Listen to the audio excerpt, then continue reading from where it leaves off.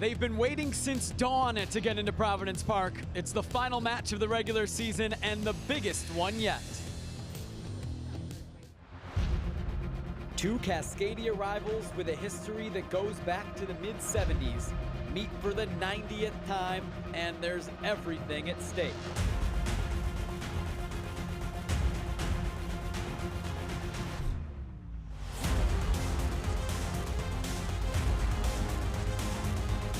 The top seed in the West, and the Cascadia Cup on the line on decision day.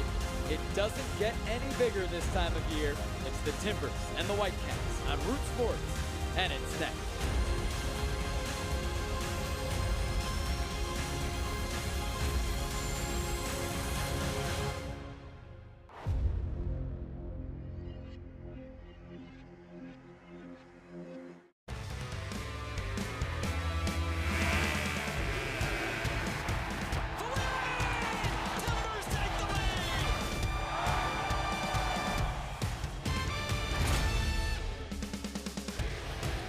After 234 days, 33 games, it comes down to this. One match for the Western Conference regular season title and the Cascadia Cup.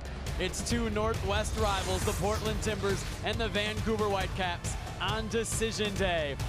Here are the Western Conference standings heading into the final match of the regular season. The scenario is simple. A Timbers win, and they get the top seed in the West. A Vancouver win or draw. Vancouver will finish first. The Timbers can end up anywhere from second to fourth. The Cascadia Cup also on the line. The scenario the same for Portland. They win, they get the cup. A Vancouver win or draw sends the Cascadia Cup to Seattle. Well, good afternoon and welcome to our perch above the pitch at Providence Park. Jake Simon alongside Ross Smith. Ross, as Caleb told us this week, this is why the players grind through 33 games and hundreds of practices throughout the season for games like this. For games like this. And let me tell you what's required for games like this. Big time players. For some players, the occasion can be too big, but for others, they put the shoulders back, they puff up their chest, rub their hands together and say, this is a bit of me. And you expect for both clubs, given the regular season that they're having, they'll put their best version forward today. Timbers have been so good at home in the attack, especially their best goal scoring rate at home that this club has ever seen. And some of the best performances that we've seen from players last week in their attack against a very stout two banks of four DC United. It'll be similar to what the Timbers will face today in terms of Vancouver Whitecaps wanting to get back behind the ball and defend the edge the way DC United did last week. So what's important is the patience and the purpose of the Timbers that they displayed last week. You see all the passes that they're stringing together. They're monitoring to find out where the space is against DC United, where the Caps are, and deciding when is the time to go. And that's a collective effort. That's a collective understanding and the trigger that the Timbers have to come to an agreement with. And they did it so well last week. Now it gets put out to Avispal, and this is the moment they go, and they need pace when they see that moment. It came from the most unlikely of suitors, right back Avispal, who has made many number 9s jealous across the league for this finish. Overall, spectacular game from the Timbers against DC. Here's the point test starting 11 today for the Portland Timbers. No surprise, no changes from the group that beat DC 4-0. No surprise at all, given the form that this team is in right now. The main one, Darren Mannix, as good as he's been playing, opening up space for other players, it's so important he gets on the score sheet. You need your number 9 scoring goals. Without Fernando Adi, you need Mannix to get hot. The point at starting 11 for Vancouver has changed throughout the season. They have deployed 6 different formations this season, and on decision day, we see an MLS debut in the defensive midfield from Nosa Igibor, who is a mid-season signing. 4 mid-season signings in all in this lineup, including a new goalkeeper for the Timbers to go at, Stefan Marinovic. But nothing's going to change about this Whitecaps team in terms of the philosophy, the style of play. And Carl Robertson has a team that likes to get behind the ball. He says it's down to the personnel he has. The style suits the men on his team, and he's got big men. He's got committed men. They get round the ball. They make sure that they swarm. They make it difficult for any sort of gaps to appear. It's called what you would say a low block, where your back four, they get along the edge of the 18, and then the midfield, they sit 5 yards in front to make sure that they put in a foot here, a little bump there. And then as soon as they win it, they look to transition. They look to hit the opposition right on the chin just when the guard is down. And against San Jose last week, it's exactly what the Whitecaps did.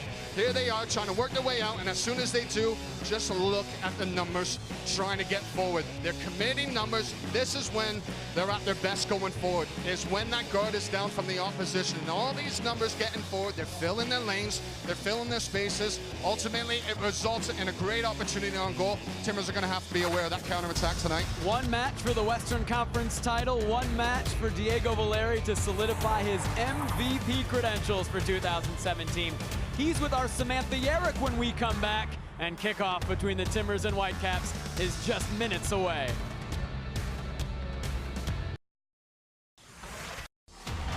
Diego Valeri. Valeri, good touch. Valeri, it's in! Valeri, oh yes! It's 7 in a row! He keeps getting better and better! No doubt from the maestro. 21 on the year for him. 21 goals, 11 assists for Diego Valeri, and one more match to add to those totals. It's decision day. It couldn't ask for a better afternoon for soccer. Diego Valeri, moments ago with our Samantha Yerrick. Diego, final game of the regular season. You get to play at home in front of this crowd against one of your biggest rivals, fighting for that top spot in the West and Cascadia Cup. Does it get any better? No, to be honest, no. And we are very excited about this game. We want to perform, we want to win the game, and obviously to give it to our people. The Whitecaps, a team you know very well. What's it going to take for you to have an impact on this game and for the Timbers to get the win today? Be patient, because we are very excited about this game, so it could go against us. So be patient, keep the ball, and obviously being aggressive without the ball. Diego, thanks for the time. Good luck today. You're welcome. Thank you. Ross, Diego Valeri, MVP? I think so.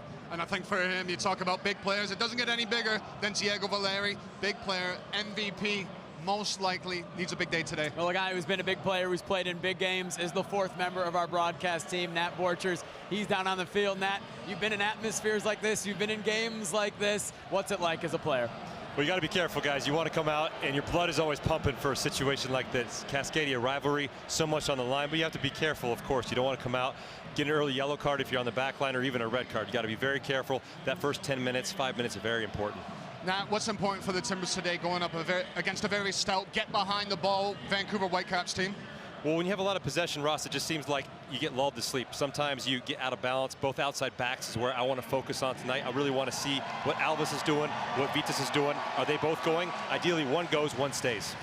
Decision day, Nat. Big decision for managers. Nosa comes in the center of the midfield. First ever game for the Vancouver Whitecaps. Surprised? Very, and I think it comes down to consistency in lineups. This time of year, you want to have that consistency in your lineup, right? Especially in a position like that, when your D-bin is sitting next to Gazal. I want to see how that Gazal-Nosa relationship moves forward in this game, especially with Diego Valeri buzzing in behind them. Nat, thank you very much. We'll chat with you as this game gets going. It is rocking at Providence Park, minutes away from kickoff. It's always a tight battle, always chippy when these two teams get together. Defense could be the deciding factor today. National anthems kick off when we return from Providence Park on Decision Day.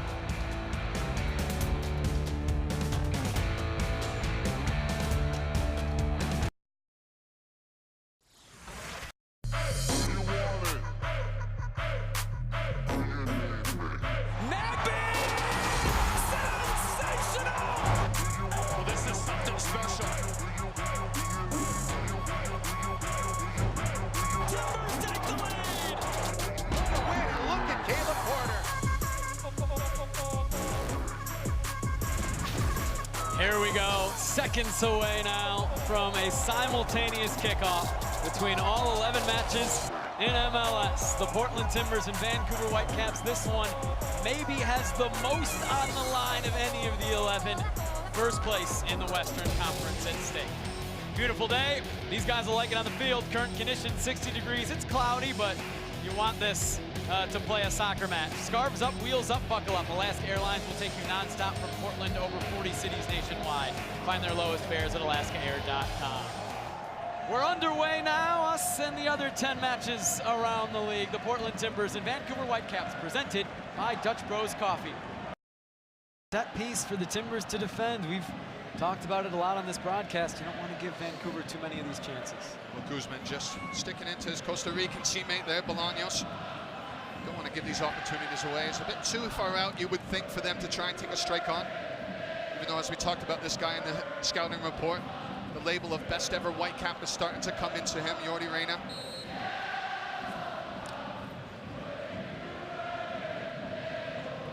Here's Jordy Reyna, wants a reset. Now he floats it into the back post. It's Waston! It's 1-0 Vancouver! The Whitecaps strike first through the big center back, Kendall Waston. And now the Timbers with a little bit of a hill to climb to get that first seed in the West. Well, it's scripted exactly how the Whitecaps would have wanted things in this match. Make things tough to play and then thrive on set pieces. And Kendall Waston, the captain, the big man for the Whitecaps, gets on the end of this delightful ball in from Reyna. See, he just lofted in. There's enough pace on it that Waston gets the better of his mark, which looked to be Mabiala, and to the delight of Carl Robinson. His plan executed to perfection so far. Fourth goal of the season for Kendall Waston. We talked to Coach Carl Robinson about that. The importance of giving Kendall Waston the armband this year. He had disciplinary problems last year with the team, getting sense off, losing his head, whereas this year it's been a different guy. And Carl Robinson said to us, not many people wanted me to name him captain because of his attitude problems, but it's made the world of difference in what he's done for club. And you have to say country as well with Costa Rica. This guy has become a true leader. That was his goal that sent Costa Rica to the World Cup. A draw on the second to last day of qualifying. It would have made it anyway, but he clinched it with a late goal. Now, big one on decision day for Vancouver, and you said it, Ross. This plays right into Vancouver's hands from behind. Nosa Igibor, he's going to be shown the first yellow card of his MLS career, first yellow card of this match for taking down Sebastian Blanco. Nosa's got to be careful there, guys. I saw that play from my angle, and he could easily have gotten a red card for the angle he went on that tackle. Here it is. Look at the other look as Igibor, Nosa, he's just going in from behind. He catches Blanco. For me, that is a yellow card. That's fair enough for a yellow card. I can understand that you're saying the angle to which he's come in, but for me, he's just come in enough to the side that it makes it a yellow. Guzman over it. Floats it to the back post. Mabiala was trying to get there. Gazal, a header out. That would have been a goal kick. He didn't need to get a touch. And he gives up the corner. Just the ball in from Guzman, and as you're saying, Gazal, if you don't hear the shout, then you have to deal with the situation in front of you. Guzman to the back post over everybody's head. Here's Nagbe. Nagbe curling it. Marinovic parries away. Ridgewell follows it up. It is level at Providence Park.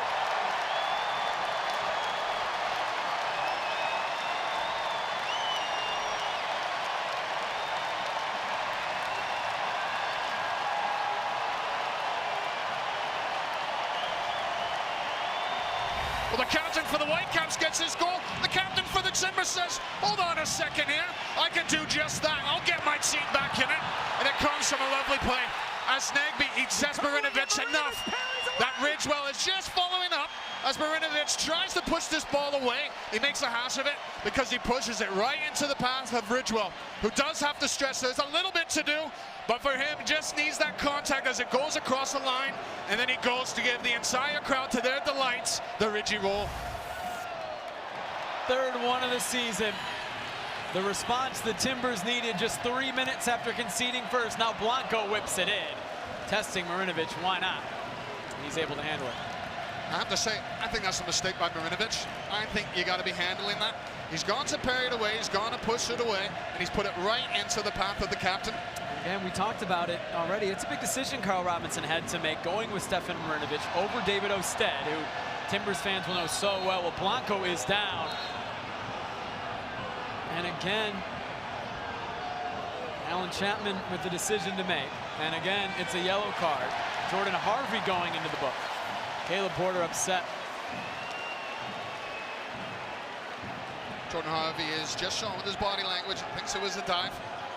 But Alan Chapman, he's let things go, but now he's shown the first yellow card to Nosa. He's come back in, and he's gone and shown the second one to Jordan Harvey, just trying to calm things down. There's not a whole lot in this. He does come through him. You can see there's the left foot of Harvey going into the back of Blanco. Fair enough for a booking. So Harvey and Igabor in the book for Vancouver. Now, if we just go back to that goal, how important is that goal at this time? Because the Whitecaps would have just sat on that 18-yard line. Now opens up things just a little bit more. It's vital. It's absolutely vital this time of the game to respond like that. 2 minutes later, you get a set-piece goal like that. Fantastic. I think Liam Ridgewell is going to be happy he scored with his right foot. I was expecting a left foot or a header.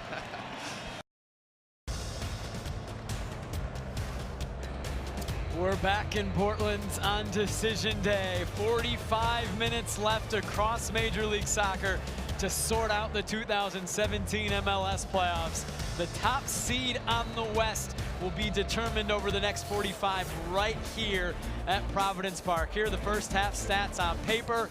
Dominated by the Timbers, 10-2 in shots. They controlled possession. Of course, it's just 1-1 on the scoreboard. Well, it's what we expected. The Whitecaps are the worst team in the league for possession. They don't want the ball almost. They want to play on the counter, allow teams to come onto them. It's what they've been trying to do against the Portland Timbers. You expect them to do that second half as well. 15 fouls called in the first half by Alan Chapman, even pretty much between the two squads. You expect that in this Cascadia rivalry match, especially with what's on the line. Darlington Nagbe got into dangerous spots, caused problems for Vancouver in the first half. Timbers attack unable to find a goal in the run of play. It was off a set piece. Liam Ridgewell putting in, you could say, a spilled shot from Stefan Marinovic. Maybe not a spill, but he pushed the shot right into Ridgewell's path. Samantha Eric right now is with Timbers head coach Caleb Porter. Thanks, Jake. Caleb, thoughts on the first 45 and what you want to see from your guys in the second? Yeah, I mean, it was the exact game that we thought it would be. They're dropping in, low block, playing very direct. Set pieces, obviously they got the one set piece. That was disappointing, but I like our group's response, and I thought we had a lot of chances. I think it was 10-2 in shots. They gave us their best punch. We didn't flinch. And now we, in the second half, need to find the second goal. Caleb, thanks for the time. Good luck in the second. Thank you. Guys? Thanks, Sam. Caleb Porter giving you the stats as well from the first half. He's right on 10-2 as we showed you. Timbers ahead of the Whitecaps on shots in the first 45.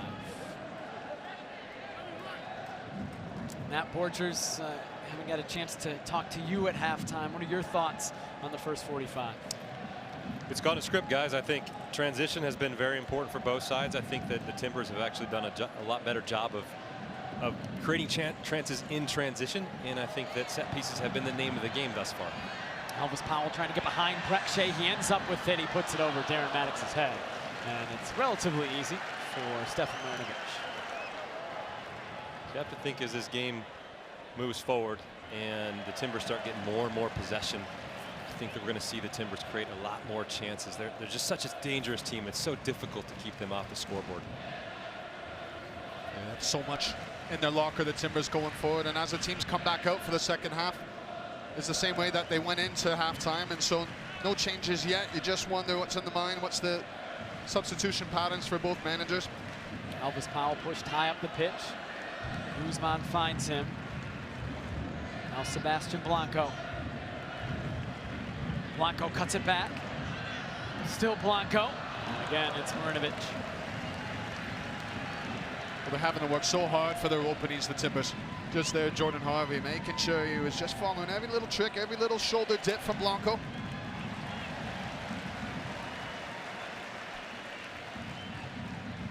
As we discussed in the first half, Ross, it's going to be so important for the Timbers not to go directly at the Vancouver Whitecaps. Sometimes they're going to have to go in between them, find those layers, get out wide. Maybe the cutback cross is on more often than not. Yeah, to change that movement, change that angle of entry going in. So you're not just putting it on the railroad tracks for the center backs. Here's Nagbe, gets around Gazal. Now it's Blanco. Blanco, still Sebastian Blanco into Vitas. Great ball. Marinovic didn't get it. Maddox puts it in. 2.5 minutes into the second half. The Timbers go ahead. It's Darren Maddox against his former team. It's 2-1.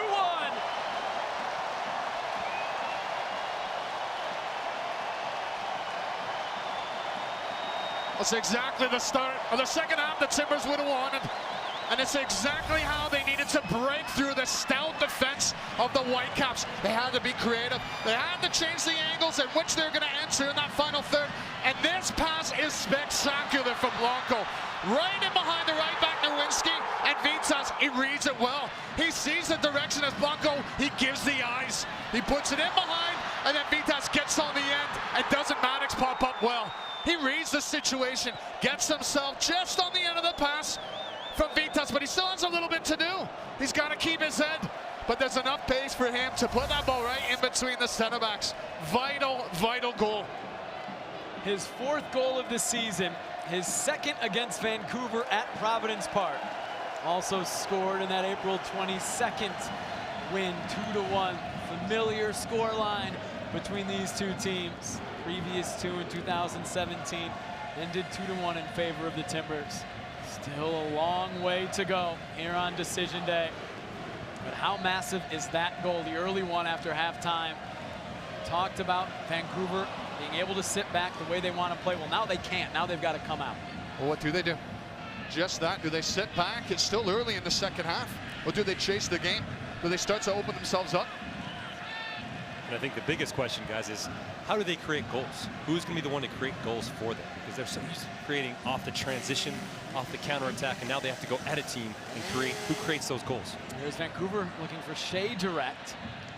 Jordy Reyna has Ibini in the middle, trying to get past Powell. Powell defended it well. Well, he's recovered well there, Powell. There's been a couple times, though, that ball going in behind him, and he just looks a little uncertain. Now he's gotten himself out of trouble, but Shea, he's looking to come towards the ball, then spin out and go into that space in behind. Dallas has added a 3rd, trying to solidify their spot in the Western Conference playoffs. San Jose, the pressure ramping up. They need to win now to take the 6th spot. As it stands, it would be Dallas in 6th. It would, of course, be the Portland Timbers as the #1 overall seed in the West. That log slab, maybe the most important one of the season from the Portland Timbers. Darren Maddox in the 48th minute, giving the Timbers a 2-1 lead. How much energy has he brought to this game? He's been pestering the center backs all game long. Waston and Parker just don't seem to have any time on the ball when Maddox is chasing him down. An updated look at the top 4 in the West if current results hold. The Timbers and Sounders 1 and 2, Vancouver 3. Houston, the other team, hosting a knockout round match. Gazal, Shea's behind Chara. This could be dangerous. Montero has to Chara. Montero from distance. And it's relatively routine for Jeff Vadanella going down to his right. Fairly safe in the end for Vadanella. He talked about Montero and his ability to strike from distance. Could have maybe taken the ball up another couple of yards before he decided to hit.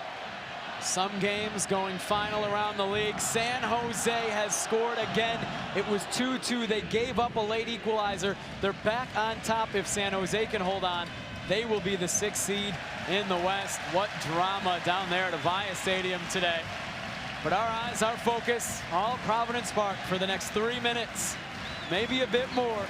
The Timbers trying to hold on and stay in first place in the West, earn the top overall seed. Vancouver, 1 goal is what they need to bring this match level and earn that top seed. Oh, here's Asprilla. Asprilla into the Army. That was a chance to ice it. Certainly was. That was guaranteed top spot.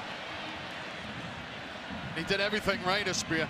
Once he got on to Nowinski, he knew 1v1, just use your pace, touch it by, but he needed to have a bit of calm after that. It's a good ball from Marinovic to get it out to Harvey. Harvey floating it forward. Ridgewell heading it down, only as far as Reyna.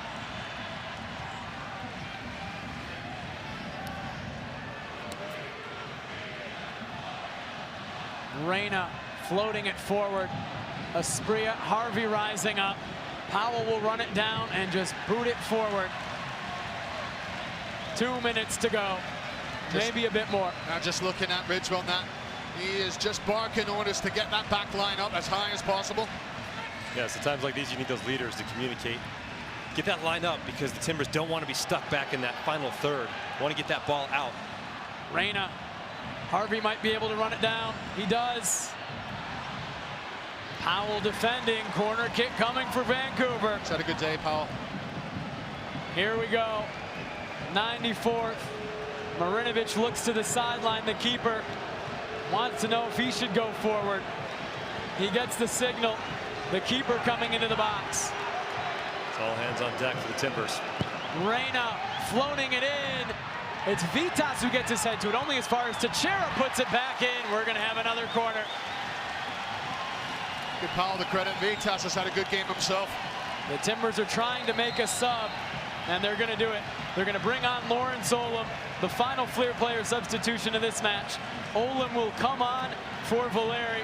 They get a 6'2" body into the box to help defend these final moments.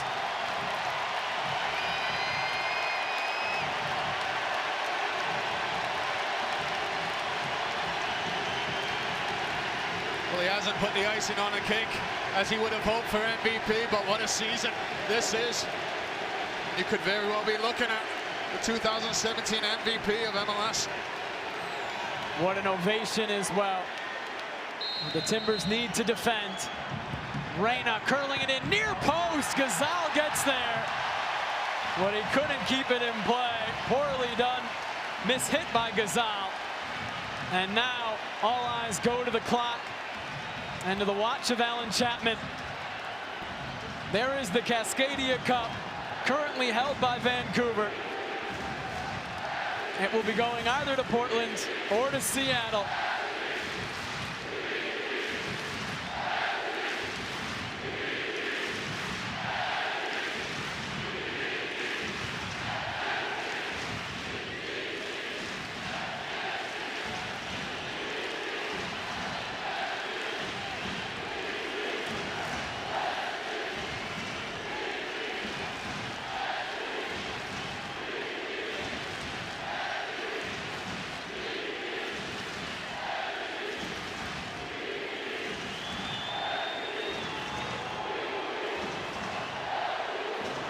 Maybe one last push for the Whitecaps.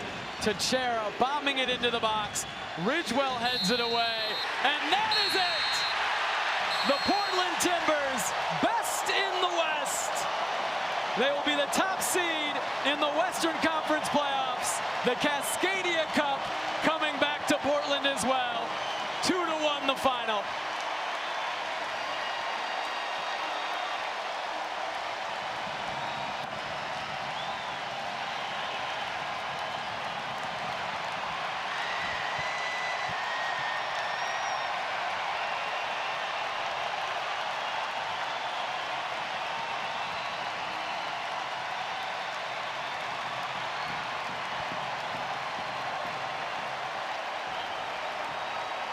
Diego Valeri didn't get on the score sheet today, but he's had a season to remember.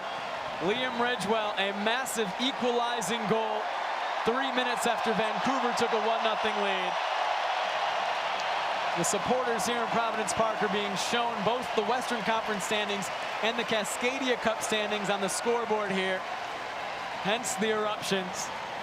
Plenty to cheer about in the Timbers Army. It's going to be a good night for those folks. It has been a great season, and there is more to come as the Timbers storm into the playoffs with the #1 seed in the West. And there's the Cascadia Cup being delivered by the Vancouver supporters to the Timbers Army.